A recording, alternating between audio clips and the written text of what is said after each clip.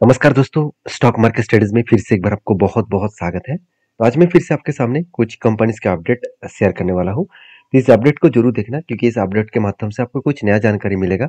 और चैनल में first time visit किया है तो प्लीज सबसे पहले सब्सक्राइब जरूर कर लीजिएगा। और वीडियो अगर अच्छा लगे तो प्लीज लाइक करना। तो सबसे पहले मैं बात करूंगा आरबीएनएल के बारे में। तो रेलवे विकास निगम लिमिटेड, आप सभी जानते हैं, एक रेलवे गवर्नमेंट कंपनी है। तो जब से गवर्नमेंट रेलवे के ऊपर बहुत ज्यादा नया नया प्रोजेक्ट अनाउंस किया है, तब से लेकर जितने सारे रेलवे कंपनीज है, चाहे वो आरबीएनएल हो, चाहे वो आरएफसी हो, चाहे वो आरकोन लिमिटेड हो, तो जितने सारे रेलवे कंपनीज है वो सारे कंपनीज के ऊपर एक मैसिव जर्नी देखने को मिला है।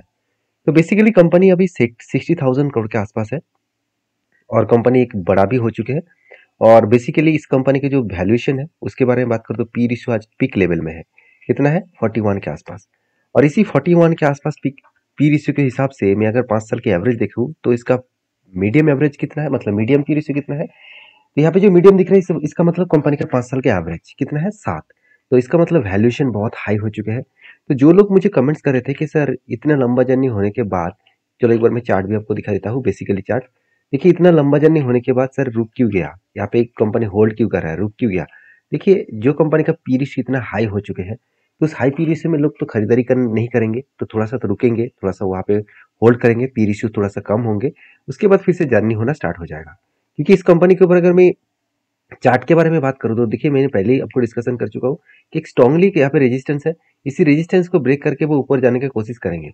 तो ऊपर जाने की कोशिश करेंगे तो ऊपर जाने के बाद धीरे धीरे करके ऊपर यहाँ पे ऊपर तो जा रहा है। मगर मुझे लगता है यहाँ पे जो स्ट्रांगली इसका रेजिस्टेंस है 332 रुपीज के आसपास, इस लेवल लेवल तक जाकर वो रुकेंगे। और इस लेवल तक जाकर रुके तो यहाँ पे एक पैटर्न क्रिएट होगा, कब बनेगा, और उसके बाद एक छोटा सा हैंडल अगर क्रिएट कर दे तो जो पैटर्न्स के ऊपर मैं सबसे ज्यादा काम करता हूँ उसी पैटर्न्स यहाँ पे कंप्लीट होने के बाद में जरूर यहाँ पे एक फ्रेश एंट्री लेने वाला हूँ। तो मुझे नहीं लगता कि वो आसानी से इस लेवल को टच करके यहाँ पे पैटर्न बना के ब्रेकआउट करेंगे, क्योंकि यहाँ पे होल्डिंग इसीलिए किया जा रहा है क्योंकि इलेक्शन का माहौल है। तो इलेक्शन का जब तक रिजल्ट ना आएगा तब तक इस कंपनी के ऊपर धमाका आपको नहीं दिखेगा। तो मुझे लगता है कि इस कंपनी के ऊपर जो सिचुएशन बना है उस सिचुएशन को समझिए। कंपनी के ऊपर आगे बढ़ने का दम तो जरूर है। तो बाकी आरबीएनएल के ऊपर एक गुड अपडेट भी है जो मैं आपके साथ शेयर करूंगा। वो अपडेट क्या है? इंडियन रेलवे विकास निगम लिमिटेड आप आफ्टर 28.7 मिलियन ऑर्डर विन, मतलब कंपनी को 28.7 मिलियन का टोटल डॉलर का ऑर्डर यहाँ पे कंपनी को मिल चुका है। और इसी ऑर्डर मिलने के बाद कंपनी के ऊपर एक अच्छा खासा जर्नी फिर से बनने का चांसेस है। Basically 28 sorry 50 sorry 28.7 million dollar का जो टोटल कंपनी को ऑर्डर मिला, इस ऑर्डर से कंपनी के ऊपर ग्रोथ होने का चांसेस बढ़ जाएगा। क्योंकि बेसिकली अगर देखा जाए तो कंपनी का जो बिजनेस है उस बिजनेस में कंपनी लगातार खुद के कैपेक्स को भी बढ़ाते चल जा रहा है।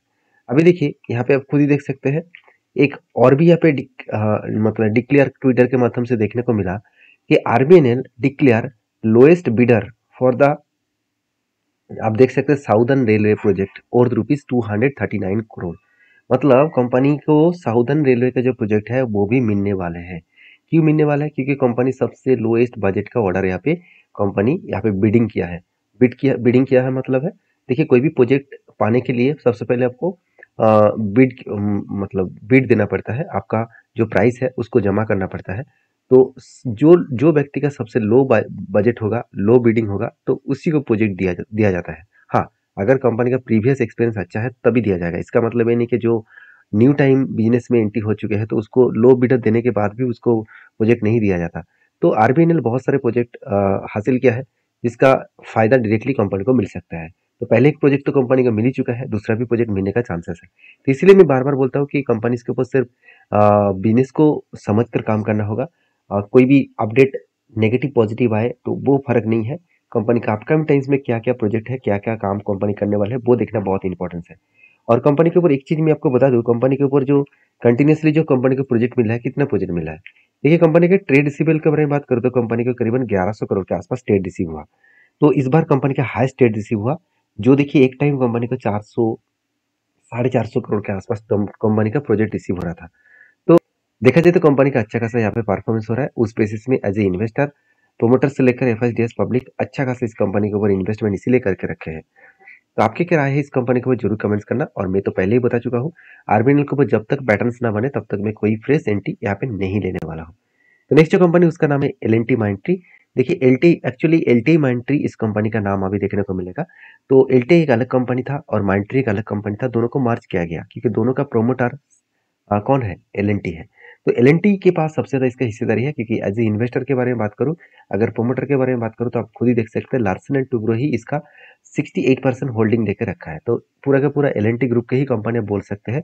बाकी देखिए कंपनी स्ट्रांग है इसलिए 7%, एफएस के पास, टीएस के पास 13% और पब्लिक के पास देखिए 9.5% के आस अराउंड 10% के आसपास होल्डिंग्स है।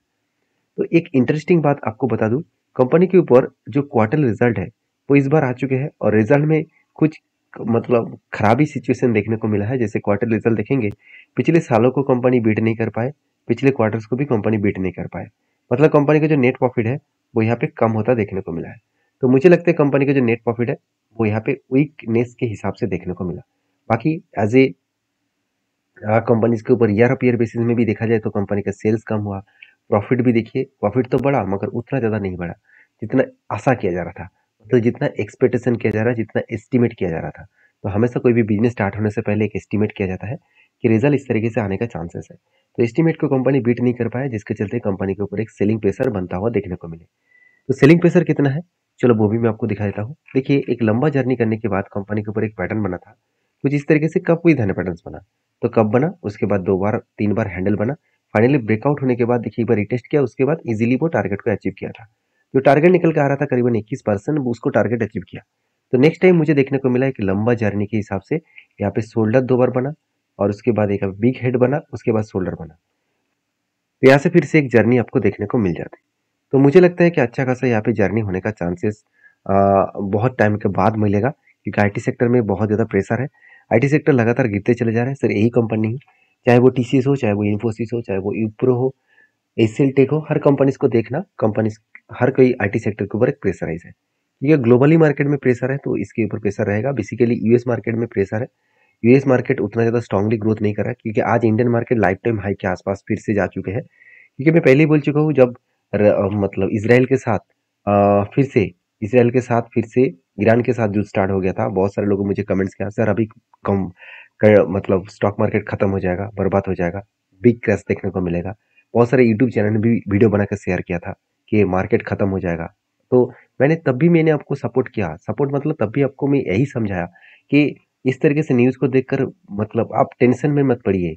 मुझे लगता है इस तरीके से न्यूज़ मुझे एक अपॉर्चुनिटी देते हैं क्योंकि अपॉर्चुनिटी इसीलिए मिलता है, सॉरी, अपॉर्चुनिटी इसलिए मिलता है क्योंकि इस टाइम में कंपनी सस्ते में दिखने को मिला और उस सस्ते में अगर आपने किसी ने बाय किया तो उसको प्रॉफिट अच्छा खासा मिलेगा।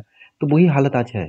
तो मैं इस कंपनी को फिलहाल के लिए कोई एंट्री नहीं लिया क्योंकि मुझे नहीं लगता कि आसानी से वो ऊपर जाएगा, क्योंकि जिस तरीके से डाउन साइड में यहाँ पे आया है तो मुझे लगता है वो और भी गिरने का चांसेस है और गिरेगा तो 4164 लेवल तक आने का चांसेस रहेगा। तो फिलहाल के लिए इस कंपनी के ऊपर ट्रेड करना थोड़ा सा रिस्की होगा और मेरा अभी तक पैटर्न कंप्लीट नहीं हुआ, तो इसलिए मैं इस कंपनी के ऊपर ट्रेड अभी तक इनिशिएट नहीं करूंगा। आपकी क्या राय है जरूर मुझे कमेंट्स करना। नेक्स्ट जो कंपनी उसका नाम है Zydus life gas sorry life science limited. तो Zydus life science limited basically एक फार्मास्यूटिकल्स कंपनी है और एक ड्रग्स मैन्युफैक्चरिंग कंपनी है। और इस कंपनी इंडिया के फोर्थ लार्जेस्ट मार्केट कैप के wise fourth largest pharmaceuticals company है। और इस कंपनी की एक खासियत पॉइंट मुझे अच्छा लगा। देखिए अगर इसका टॉप 4 कंपनीज को देखेंगे तो इस टॉप 4 में कंपनी का हाईएस्ट सेल्स देखने को मिलेगा क्वार्टरली, क्योंकि बाकी टॉप 5 में इसी कंपनीज की जो ग्रोथ है वो टॉप 5 में आपको देखने को मिलेगा। सेल्स का ग्रोथ देखिए उतना खास नहीं है मगर प्रॉफिट का ग्रोथ देख लीजिए, कंपनीज के ऊपर अच्छा खासा देखने को मिलेगा। तो एक प्लस पॉइंट है। दूसरी बात, कंपनी के जितने सारे टॉप 4 में कंपनी है इनमें से सबसे कम कर्जा किसके पास है, वो इसी के पास देखने को मिलेगा, जाइडस लाइफ केयर के ऊपर। तो सोचिएगा इस चीजों को कि कंपनीज के ऊपर किस तरीके से एक ग्रोथेबल। तो इस कंपनी के ऊपर जो रिजल्ट है वो फाइनल रिजल्ट अभी तक अनाउंसमेंट नहीं किया गया मगर रिजल्ट बहुत शानदार आने वाला है क्योंकि जो पिछले सालों का जो सेल्स था उससे इस बार सेल्स ज्यादा देखने को मिले। एक्सपेंस को भी कंपनी बहुत हद तक कंट्रोल में रखा, उस बेसिस में कंपनी का नेट प्रॉफिट 2000 करोड़ से 3000 करोड़ तक बनता हुआ देखने को मिले। मतलब बेस्ट तरीके से यहाँ पे कंपनी का रिजल्ट देखने को मिला है। अभी इस कंपनी के ऊपर एज ए इन्वेस्टर के क्या राय है। देखिए इन्वेस्टर के बारे में बात करूँ तो प्रोमोटर से लेकर एफएसडीएस पब्लिक के हिसाब से बात करूँ तो बेस्ट तरीके से इन्वेस्टमेंट सारे इन्वेस्टर इस कंपनी के ऊपर करके रखे हैं। और अच्छी बात यह है कि एफएस के पास जो ना के बराबर होल्डिंग था, वो आज होल्डिंग को बढ़ाते बढ़ाते 5% तक लेके आ गया। तो इसी पॉइंट्स को मैं सामने रखते हुए मुझे लगता है कंपनी के ऊपर एक बिग पॉजिटिव पॉइंट यहाँ पे देखने को मिला है।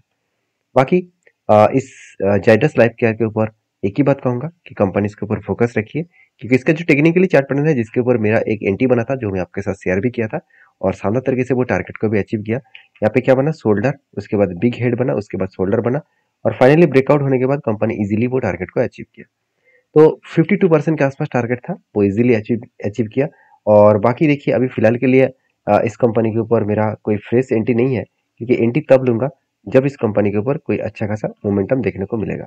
तो अच्छा खासा मोमेंटम कब दिखेगा, तो आप इस कंपनीज के जो पैटर्न्स के हिसाब से बात करूं, तो अगर इस जगह पे कुछ टाइम होल्ड करे उसके बाद ब्रेकआउट करे, तो सोचना एक बड़ा सा जर्नी यहाँ से मिल सकता है। तो इसीलिए मैं इंतजार कर रहा हूँ, क्योंकि कंपनी अच्छा खासा रिजल्ट जल्द से जल्द पेश करेंगे, क्योंकि इसका रिजल्ट आने वाला है 24 में। और इस कंपनी के ऊपर एक गुड अपडेट भी है, जो यूएस में इसका जो जेनेरिक मेडिसिन है उसके भी अप्रूवल कंपनी को मिल चुका है। तो ऑब्वियसली एक प्लस पॉइंट भी कंपनी के साथ एडिंग हुआ, तो जो कंपनी को एक बूस्ट करने के लिए काफ़ी है। तो नेक्स्ट जो कंपनी है उसके बारे में बात करूँ, उसका नाम है टाटा मोटर्स।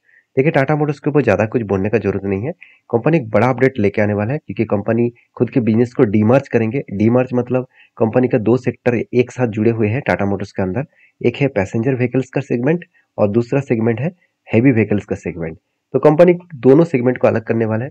तो पैसेंजर व्हीकल और हैवी व्हीकल्स दोनों को कंपनी यहाँ पे अलग करने वाला है। और अलग अगर होगा तो कंपनी का जो मतलब पोजीशन है, वो पोजीशन थोड़ा सा कम हो जाएगा, मतलब मार्केट का थोड़ा सा मतलब एडजस्टेबल जरूर हो जाएगा। तो शायद इसीलिए कंपनी का जो स्प्लिट है यहाँ पे कंपनी करने वाला है, कंपनी एक के बदले फिर से 2 शेयर आपको देने वाला है। तो फेस वैल्यू एक बनेगा, तो उसके बदले आपको 2 शेयर मिलेगा। तो बेसिकली इस तरीके से अपडेट पाने के लिए चैनल को जरूर सब्सक्राइब करना। और हाँ, मेरे वीडियो हमेशा एजुकेशन पर्पस में होता है, क्योंकि मैं कोई सेबी रजिस्टर्ड पर्सन नहीं हूँ। को जितने सारे पॉइंट्स मैं आपके साथ शेयर करूँ, जितने सारे टेक्निकली चार्ट पर आपके साथ शेयर किया हूँ, इसको बैक टेस्टिंग करिए, इसको वेरीफाई करिए, उसके बाद काम करिए, क्योंकि बाई सेल करना हर किसी के खुद के ओपिनियन होना चाहिए। मेरे तरफ से कोई भी रिकमेंडेशन, कोई भी बाई सेल नहीं है। तो मिलते हैं नेक्स्ट वीडियो में, तब तक के लिए धन्यवाद।